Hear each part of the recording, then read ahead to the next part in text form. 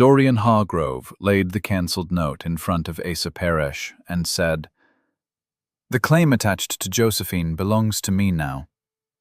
Josephine's hand closed around his forearm before she could stop it. Her mother stared at the red "paid" mark as though it were blood.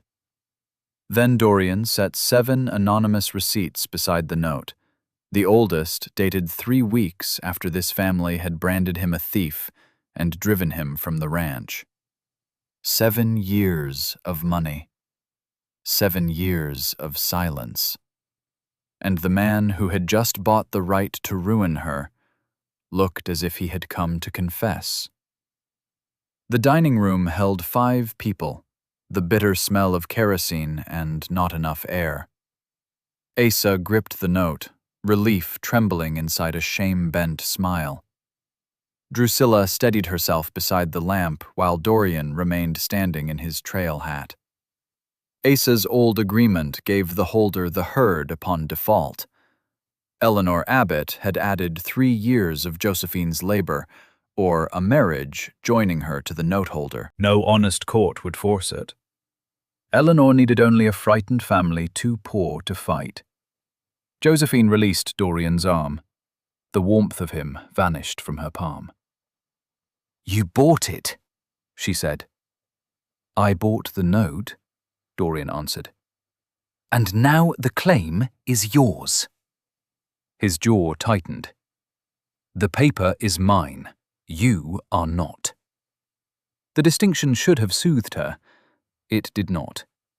7 years had taught her that men often used kind words while reaching for the same old bridle. A rider had warned that Eleanor was coming. If she took the herd, the ranch would not see winter. Dorian removed his hat and set it on a chair.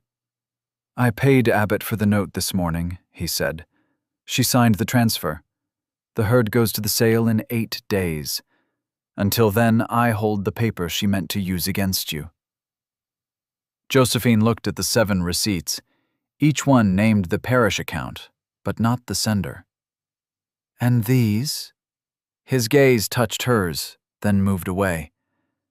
"Proof that I have been a fool for longer than you knew." "That is not an answer." "No. It is the answer I can give before Eleanor gets here." A wagon rattled on the road. Drusilla drew a breath that sounded painful. Asa still had not lifted his head. The man who had remained silent when Dorian was accused now sat with 7 years of shame before him. Josephine pulled the transferred note closer. "I keep the ranch book. I decide which cattle sell and which stay. You handle the trail hands and the road to town. You do not speak for me." Dorian met her eyes. "Agreed. If the note gives you some other power, you will not use it. I will tear out every word you tell me to tear out. You will not decide what is best for me and call it mercy." Something moved across his face, quick and wounded. "Agreed." Josephine folded the note and slipped it into her skirt pocket. "Then stand beside me while I tell Mrs. Abbott to leave." That was the first thing he had done right since returning. He did not go ahead of her. Eleanor Abbott's buggy stopped in a spray of dust. She remained seated beneath a dark veil, her eyes moving from Josephine to Dorian with ugly amusement. "I see the new owner has arrived," she called. "Congratulations, Mr. Hargrove. You bought yourself a hard-working return." Dorian's shoulders went still. Josephine felt the anger in him before he spoke, but he kept his hands loose at his sides. "The note was transferred," Josephine said. "You have been paid." Eleanor smiled at Dorian as if Josephine had not spoken. A former ranch hand with enough money to purchase his master's daughter. The territory rewards ambition. Dorian stepped down from the porch, not in front of Josephine, only close enough to make Eleanor's team toss their heads. "You will address Miss Parrish," he said. "The ranch is hers to speak for." Eleanor's smile thinned. "I still have the account book in town." "We shall see what your money bought when the auctioneer asks whether this herd is clear." "Then bring your book," Josephine said. I will bring mine. For the first time, Eleanor looked directly at her. You always were too proud to recognize rescue. And you always mistook hunger for consent. The driver glanced over his shoulder. Dorian almost smiled, the particular look of a man trying not to enjoy trouble. Eleanor snapped the reins. 8 days, she said. Then the town will watch your new creditor collect. The buggy turned. Dorian waited until the dust settled before facing Josephine. I should not have used the word claim. No, she said. You should not have. I meant the writing. Words are often where men hide what they mean. He accepted that without defense. Then judge me by what I do next. Josephine's fingers closed around the note in her pocket. I intend to. The ranch settled into a hard rhythm. Frost silvered the rails while Josephine checked fences, counted yearlings, and entered feed in the ranch book. She had carried the place so long that rest felt suspicious. Dorian gave no orders. He chose the ugliest task and began it, and the hired men followed. Salt sacks appeared beside the pens. After she worked past midnight, the wood box was full and coffee waited at dawn. A tally, she thought. A man did not pay a family's debt, mend its ranch, and expect nothing. On the 4th morning, she went to the sagging cattle gate. Opening it required her shoulder beneath the crossbeam, and the bruise near her collarbone never fully faded. She braced herself. A large hand caught the top rail. I can open it, she said. I know. Dorian stood on the other side with a leather tool roll over one shoulder. His Winchester rested against the fence post close enough for ranch work and far enough not to make a point of itself. Then move. I would rather mend the hinge. I did not ask you to. No. He set down the tools. So I am asking you. Which way should it swing? Josephine frowned. What? Toward the holding pens, or out toward the trail? Most men first explained why she had been using a thing wrong. Dorian waited. Toward the pens. The yearlings bunch against the outer rail. He nodded and reset the lower hinge while Josephine studied the iron bolts. You kept the old brace, she said. It is sound oak. The men from town said to replace it. The men from town sell lumber. A laugh escaped her before she could catch it. Dorian's hands stopped. For 1 second, she saw the young hand who had once waited outside the calving shed simply because she asked him to. When he finished, he stepped aside. Try it. Josephine pushed.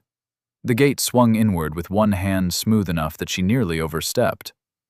Dorian wiped grease from his fingers. Your shoulder is not part of the hardware. It has served better than that hinge. Your shoulder complains less. It has better manners. His mouth finally gave in. The smile was brief, crooked, and so familiar that it hurt. Josephine reached into her apron pocket and took out the brass key to the tool shed. She held it toward him. He did not take it at once. You are certain? I am allowing you near the hammers. Do not make poetry of it. I would not dare. Hammers are serious company. His gloved fingers brushed hers as he accepted the key, pretending it opened only a door. That night, Josephine spread the 7 receipts beside the ranch book. The kerosene lamp threw a warm circle over the table. Asa and Drusilla had gone upstairs, though the house still creaked with their wakefulness. Each receipt bore Georgina Shaw's post office stamp, and the same instruction applied to the parish note. The oldest was dated 22 days after Dorian left. The floorboard behind her spoke. Dorian entered in a clean shirt and stopped outside the lamplight as if he still required permission. They all passed through Georgina, Josephine said. Yes. You sent the first one 3 weeks after my mother called you a thief before the whole crew. His gaze rested on the receipt. After Asa let you leave, she continued. After I stood in the yard and asked you to wait while I checked the books. You never came back out. By the time I found the missing entry, you were gone. Dorian pulled out the chair opposite her. May I? Josephine nodded. He sat. The table was narrow enough for her to see the scar across his knuckles, earned years ago when he pushed her clear of a frightened mare. I knew Eleanor had altered the account, she said. Not the whole of it. Enough to know you had not stolen the cattle payment. I found the figures the following spring. I reckoned you might. Then why did you not answer my letters? I never received one. Josephine went still. I sent 3 through town. To where? Fort Benton, then Miles City. Georgina said she would ask the trail agents. Dorian's eyes hardened. Eleanor owned the stage office box then. Another theft. Not money this time. Years. Josephine looked at the receipts again. If Eleanor changed her books, these prove only what passed through Georgina. Georgina thought the same. The morning I bought the note, she wired the Denver bank for the receiving entries. Josephine lifted her head. And the answer? Not yet. She promised to send a rider after us if it comes before the sale. The proof was not yet in hand, but at least someone had gone after it. Josephine let herself breathe once, then returned to the question that mattered more. Why did you send money? He glanced toward the dark window. You always know when I am avoiding a thing. You used to make a dry joke first. A ranch grows more debt paper than cattle. There it is. His breath left him almost a laugh and not happy. Then he faced her. I loved you, he said. The words landed like a branding iron set down on wood. Josephine's fingers tightened around the edge of the table. I loved you when I slept in the bunkhouse and owned one good shirt. I loved you when you came to the barn in your mother's slippers because the red cow was calving. I loved you when you kept a weak heifer and proved everybody wrong by spring. You left. I had no land, no standing, and no way to clear my name without dragging yours through town talk. When they accused me, leaving seemed like the one clean thing I could give you. Clean for whom? The question struck him. He lowered his eyes. Dorian's thumb crossed the old scar on his hand. I rode trail herds, broke horses, and took winter work. Every payment went through Georgina to your account. Without your name. Yes. Why? Because if I came back with enough money to save the ranch, you might marry me. Josephine stared. You might look at the note, look at your parents, and decide gratitude was close enough to love. I could not bear to win you that way. A fierce heat rose through Josephine, burning past surprise. So you chose for me. Dorian did not move. You decided I could not tell gratitude from love. You decided I was safer believing I fought alone. 7 winters, Dorian. 7 times I counted feed and wondered whether we would lose the south pasture. 7 years I thought you had taken my trust and thrown it away. I thought I was leaving you free. You left me uninformed. The lamp hissed between them. Freedom is not a kind man making the choice instead of a cruel one, she said. It is being allowed to answer. Dorian looked older in the lamplight. He drew out the transferred note. He slid it across the table until it touched her hand. You are right, he said. I was afraid you would choose me for the wrong reason, and I called that fear honor. The note is yours. The receipts are yours. If you tell me to leave tonight, I will leave. If you tell me to stay until the sale and go after, I will do that. I will not make another answer in your place. He stood. Josephine wanted to stop him. The want frightened her, so she let him walk to the door. His hand rested on the latch. "Dorian." He looked back. She could not yet say stay. "The east fence still needs 2 posts." A faint ache entered his expression, but he nodded. "I will set them before breakfast." Then he went out into the cold. Josephine sat alone with the note. He had shown her the cost of a love too frightened to be seen. The next afternoon, Eleanor returned with 3 mounted men, each wearing a revolver and the look of someone hired to be noticed. Josephine stepped onto the porch. Asa and Drusilla remained in the doorway. Dorian came from the barn carrying a lead rope. He stopped beside the hitching rail, not beside Josephine, and waited for her to decide what the scene would become. Eleanor climbed the steps and opened a leather case. "Your anonymous payments covered fees and interest. The principal remains." She produced a paper with a sum nearly as large as the original debt. Josephine read the first line and handed it back. "You changed the dates." "I kept lawful charges." "You charged interest after receiving payment." "Prove it." Eleanor turned to Dorian. "You bought a disputed note. Unfortunate, but not hopeless. Sign the herd to me now, take possession of the ranch after winter, and I will withdraw any claim upon the old people.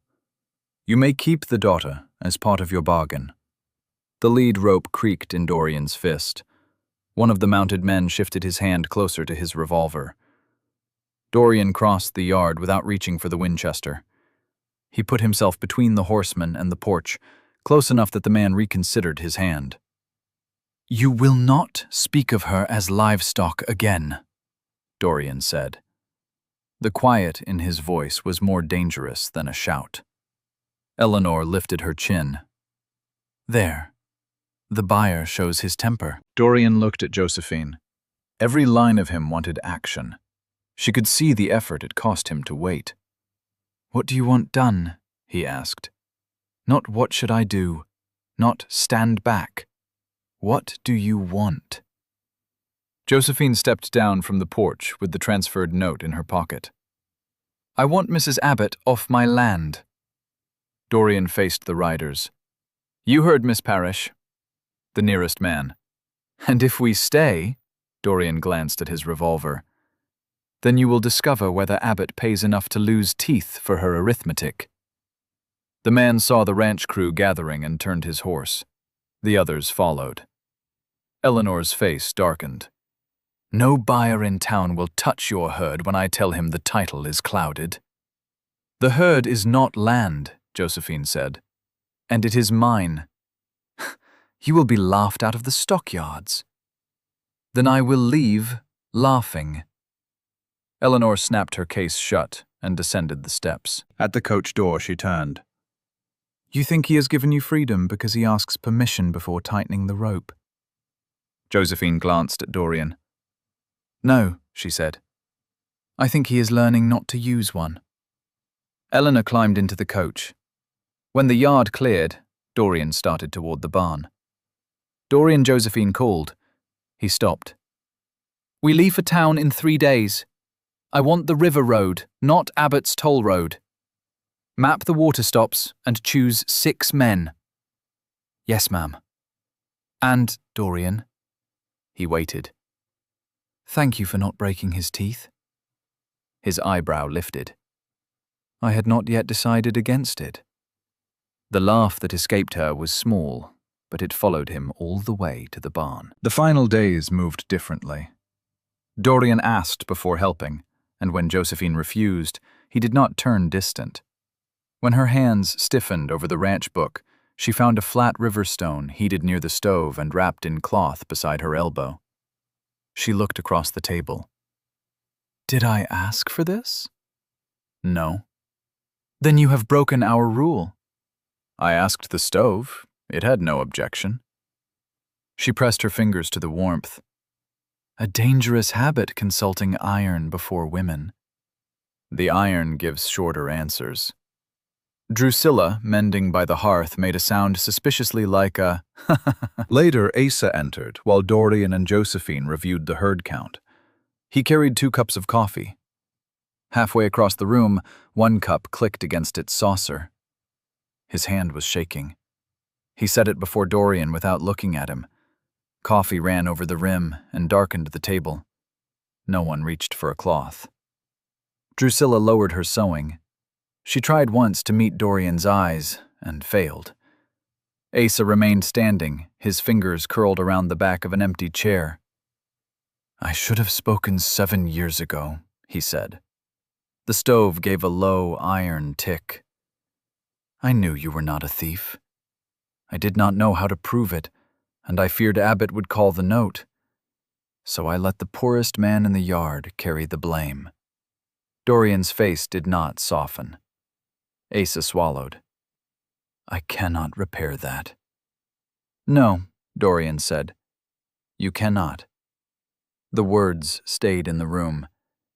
Asa flinched, but did not retreat. "I can say it plain," he answered. "I was a coward. I am sorry." Drusilla twisted the cloth between her hands. "I called you a thief because fear wanted another name. I have heard my own words every winter since." Dorian looked from one to the other. "Fear explains it. It does not make 7 years small." Drusilla's eyes filled. "I know." Only then did Dorian lift the cup. Plain is a beginning, not forgiveness. Not yet. But Asa pulled out the chair and sat, willing to remain beneath the weight of what he had done. When Asa and Drusilla went upstairs, Josephine drew a line beneath the herd count and pushed the ranch book toward the center of the table. "I am keeping 24 heifers," she said. Dorian studied the figures. "That leaves less cash for winter." "I know." "Which 24? She showed him the marks beside their ear notches. "The red cow's line. They hold weight in hard weather." His mouth shifted. "The heifer you argued Asa into keeping." "She proved me right." "She has made a career of it." Josephine looked at him. "I want this ranch breeding cattle next spring, not merely surviving until Christmas." Dorian ran one finger down the feed column. "There is a sheltered draw on the South Range. I can lay hay there before the first deep snow." "We can." He looked up. "We can lay hay there," she repeated, "if you are still here." The room went very quiet. Dorian placed both hands flat on the table, as though keeping himself from reaching across it. "I used to ride past this ranch every fall." Josephine waited. "I would sit on the ridge after dark and watch the chimney smoke.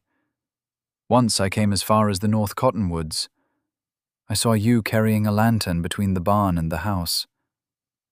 I wanted to come down badly enough to feel ill. Why did you not? Because I still had not learned the difference between giving you a choice and protecting myself from your answer." Josephine reached across the book. Her fingertips rested on the rough wool of his sleeve.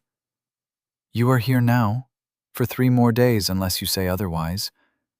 You may stay longer on one condition." "Name it." "Do not disappear while waiting for me to decide." Dorian turned his hand beneath hers, slow enough for her to withdraw. She did not. His knuckles touched her palm. "I will remain where you can find me," he said. At dawn on the 3rd day, the herd moved toward town. Josephine rode at the point.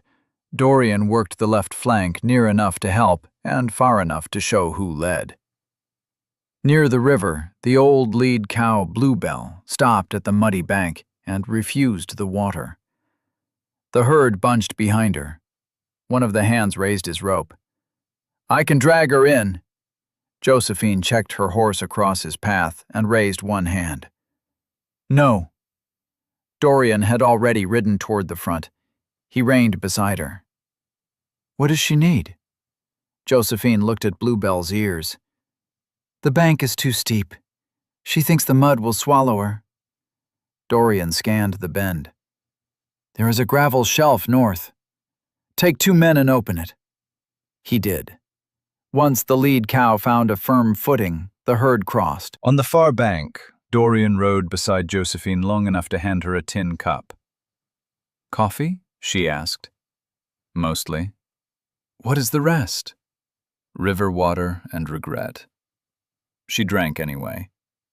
"You make poor coffee." "I have other virtues." "So far I have seen gate repair and threats against hired men. I also know when not to drag a cow into a river." "That may be your finest quality." His laugh rolled across the water into a place she had kept empty for years. They reached the stockyards the following afternoon. The place churned with dust-bawling cattle and men measuring weakness. Josephine's kept heifers waited apart. The yearlings stood lean but sound under the Parrish brand. Eleanor had arrived first. By the time the auctioneer reached them, whispers had spread the herd was encumbered, and any bidder might lose his money in court. Josephine stood at the pen gate with the ranch book under one arm. Dorian stood 2 paces behind her. Eleanor stepped onto the rail where all could see her. "I advise caution," she called. "That herd belongs to a defaulted account. Mr. Hargrove holds one paper. I hold the true balance. The woman is attempting to sell property she no longer controls." A few men laughed. Not many, but enough. Old shame returned the feeling of being discussed as a thing while men decided her worth. Dorian moved. He came to stand beside her, not before her. Then he took the transferred note from his coat and held it high. "I purchased this paper from Eleanor Abbott," he said. His voice carried without strain. "I purchased it to end her hold on the Parrish family. I claim no labor, no marriage, no acre, and no animal through it." Eleanor smiled. "A noble speech from a man who slept beneath their roof after buying their daughter." Dorian's face hardened. Josephine saw the quick heat in him and the choice that followed it. He turned to her. "Josephine, shall I leave your name clear by stepping away from the sale?" He was offering to lose his place beside her rather than let the town believe he had taken it. 7 years ago he had fled the wrong answer. Now he stood before half the territory and risked the right one. She set the ranch book on the rail. "No," she said. Then she took his hand. The stockyard fell quiet. "His name stays beside mine," Josephine said. "Not because this paper put it there. Because I asked him to stand with me. The cattle are Parrish cattle.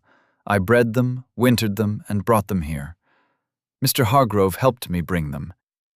Any man who doubts their condition may inspect their teeth, backs, and feet before he bids." She looked toward the Chicago buyer who had examined the herd that morning. "You wanted yearlings that held flesh on short grass. These did it through a late frost. Bid, sir, or make room for a man who knows cattle." A ruff moved through the crowd. The Chicago buyer touched 2 fingers to the brim of his hat, giving Josephine a brief, respectful nod. Then he raised one hand. "I will start at 22 ahead." The auctioneer seized the opening. His chant cracked across the alley. Another buyer called 23, then 24. Eleanor stepped down from the rail. "This sale is unlawful." "No," said a woman's voice from the back. "Your account is." Georgina Shaw pushed through the cattleman carrying the post office book beneath one arm. A deputy United States Marshal followed her dusty from the road. Georgina reached Josephine. "I sent that wire 4 days ago. Denver's answer came after dawn. I hired the first livery team I could get and brought the deputy straight from the telegraph office." Eleanor's color drained. Georgina opened the book. Every money order Mr. Hargrove sent was received and marked for the Parrish note. The principal was satisfied 3 years ago. The auctioneer never stopped chanting. 25, 26. Mrs. Abbott altered her private account after the post office entries were made, Georgina said. The deputy has the bank's answer and my certified copies. Eleanor backed away. Those are my business records. The post office records are not, Georgina said. The deputy asked Eleanor to come with him and produce her books. The men who once hurried to make space for her now stood still. Josephine watched Eleanor go, but the thing she would remember was Dorian asking whether he should leave, and her answering, no. The Chicago buyer won the yearlings at 28 ahead, enough to clear winter costs, repair the south barn roof, and keep the 24 heifers. Josephine signed the sale ticket herself. Dorian stood beside her, saying nothing, until the clerk sanded the ink. Then he leaned close. You frightened that buyer. He needed frightening. I believe he enjoyed it. Then I should have charged extra. Dorian's smile appeared slowly. There she is. That night the ranch house seemed larger, without fear filling every room. Before going upstairs, Drusilla touched Josephine's cheek and Dorian's shoulder. Josephine remained at the dining table beneath the kerosene lamp. Dorian sat opposite her. Between them lay the transferred note, the 7 receipts, and a fresh sheet containing the winter work list. Josephine took the old note and tore through the labor clause. Then she tore through the marriage clause. She did not burn the whole paper. The receipts would go to Georgina and the marshal in the morning. Some evidence deserved to survive the shame attached to it. She pushed the winter sheet toward Dorian. At the top she had written, Parrish Ranch, Winter Work and Breeding Plan. Below it stood 2 names, Josephine Parrish, Dorian Hargrove. He read them, then looked at her. He did not reach for the pen. I kept room for 24 heifers, she said.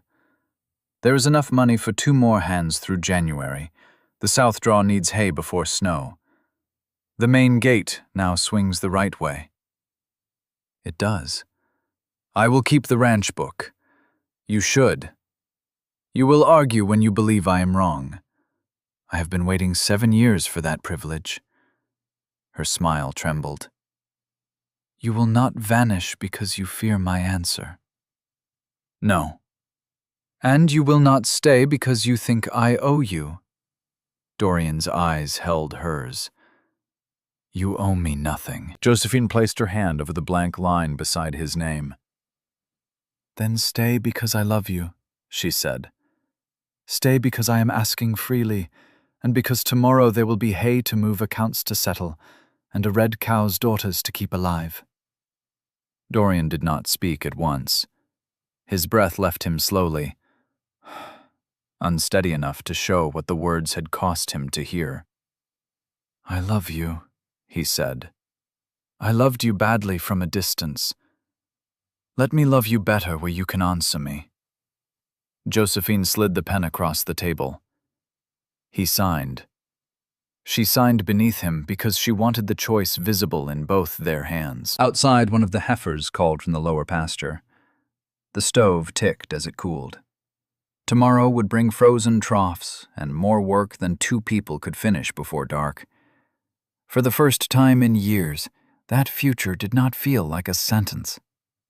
Josephine gathered the torn clause and set it beside the lamp. You told me the claim belonged to you.